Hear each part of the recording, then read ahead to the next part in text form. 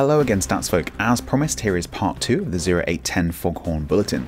Update 0810 will deploy this Wednesday for CIS and NA, and this Thursday for C and EU. If you haven't seen part 1 of this bulletin about the Italian parts of the update and how to get Sansonetti, including some very important information and advice, you can find the link in the description, so go and watch that one first. Today, let's look at what else is in 0810. If you don't yet have enough Filth to get all the bundles you want, don't worry. Raid for the Filth continues into 0810 and will be available until Wednesday the 27th of November. That's an extra 2 weeks to gather Filth and spend it in the armory. Any Filth you have left over will be converted to credits at the start of 0811 at a rate of 50 credits per Filth.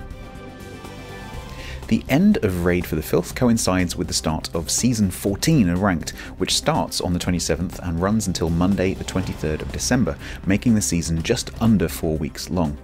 This season will be an 8 vs 8 format at Tier 10. There'll be a maximum of 1 carrier and 3 battleships per team.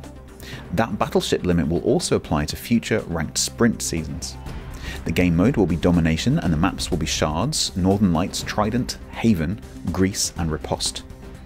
The main reward is the same as previous seasons, 5,500 steel.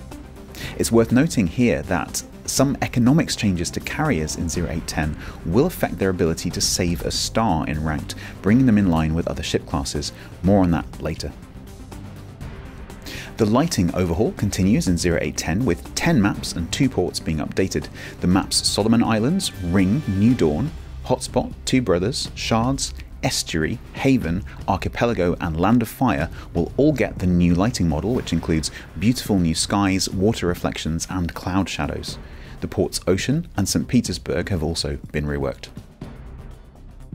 The Arpeggio Eastern and Southern Dragon ships will now be able to mount special upgrades and also swap their Arpeggio camos for standard consumable ones for a different look and different bonuses. They cannot mount other permanent camouflages. Part of the gradual graphics overhaul of World of Warships is a new aiming reticule. The overlay uses newer technology which will pave the way for other UI improvements down the line. The new reticule is much simpler in design, with several unnecessary lines being removed, such as the horizon line and vertical ticks.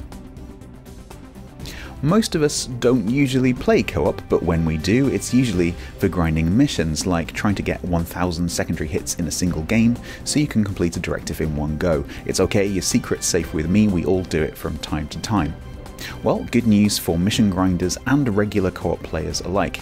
Co-op matches are being increased to 9 vs 9 format, and limits on tier mixtures are being put in place to avoid one low tier ship in a match with ships all 2 tiers higher. All around, this should mean matches last longer, allowing you more time to complete your missions, or simply enjoy co-op for what it is if you're a co-op player. One downside is that farming snowflakes over the Christmas period will take a little longer per ship, but overall I think this is a nice change. Some great news for the armory. Tier 7 European premium destroyer Błyskawica is getting added for 51,000 coal. She's perhaps not as strong as she once was, but if you're sitting on a pile of coal, she's a decent ship to have. Special Russian captain Nikolai Kuznetsov will also be available for 175,000 coal. He's a very useful commander to have for larger Russian ships, thanks to his special extra heal and other abilities. The 2 special Pan-Asian commanders are also back. The Wrong brothers, with their special demolition expert and survivability expert skills, are available, one for 35,000 coal and the other for 1,500 doubloons. I mentioned earlier that carriers are having an economics change. Midway is having a 5% nerf to XP earned and a 5% buff to credits. Hakuryu and Audacious are getting a 10% nerf to XP earned. All Tier 10 carriers are also getting an additional 15% nerf to XP earned on defeats. Note that this considerably reduces their ability to save a star in Ranked, something to think about if you were planning on taking a carrier into Ranked Season 14.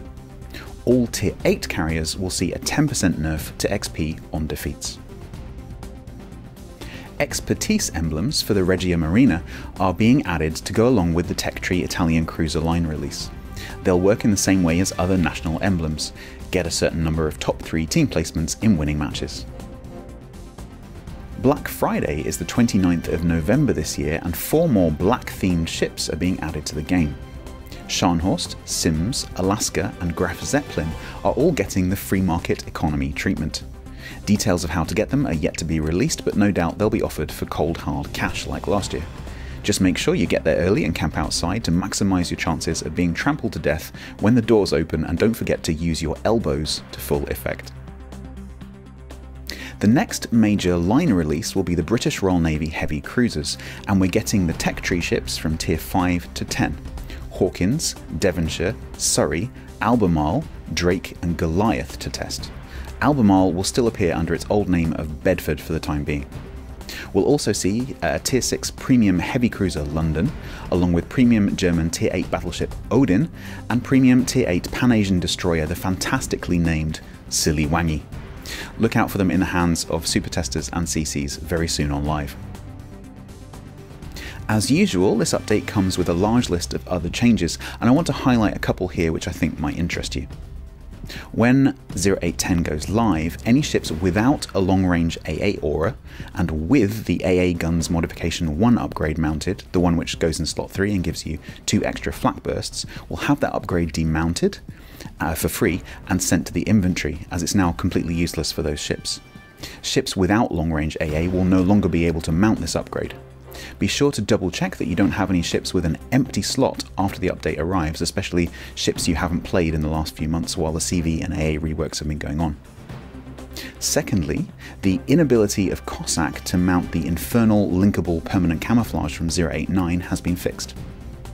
Lastly, if, like me, you've got Kaga, but you've avoided playing her for the horribly broken attack camera, well, that's now fixed.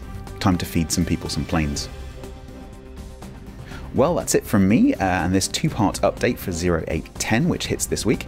If you'd like to support me, you can find me on Twitch at twitch.tv/StatsBloke, where I stream every Friday evening UK times and sometimes on Saturdays. I also have some kind patrons on Patreon, which help keep my tea collection strong. You can join them over at patreon.com/StatsBloke. You can also simply like this video if you found it useful, subscribe to this channel, and please do leave a comment down below. I do read them. If you'd like to join a friendly and helpful community of players in a safe space for asking questions about the game, you're very welcome to join the StatsBloke Discord. The link is in the description, along with a link to the patch notes and part 1 of this bulletin. Thanks for watching, take care, and I'll see you soon.